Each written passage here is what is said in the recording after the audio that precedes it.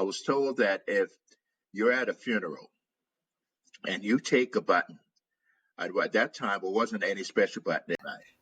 Let me give you one more specifically about that button.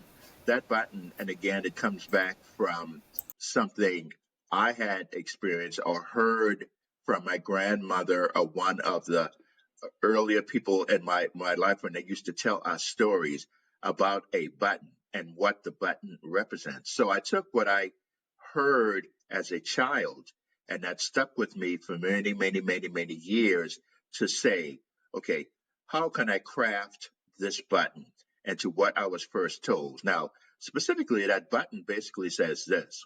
I was told that if you're at a funeral and you take a button, at that time, it wasn't any special button, and you look through the holes of the button at the casket, if you see the person's body basically sitting on top of the casket, you only be able to see it through the button.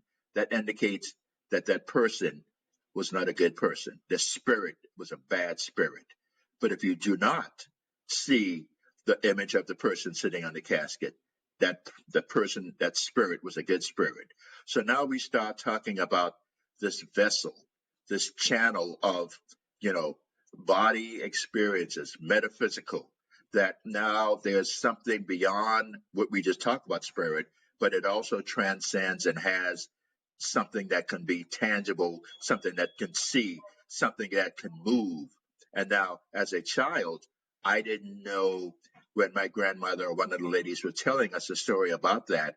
I only know that they told us this. And I believe us, many of us, when we went to a funeral, we would never take a button because we might have been afraid to see what it was. Even till today, when I wrote this in this chapter, I could visualize the person sitting on the casket.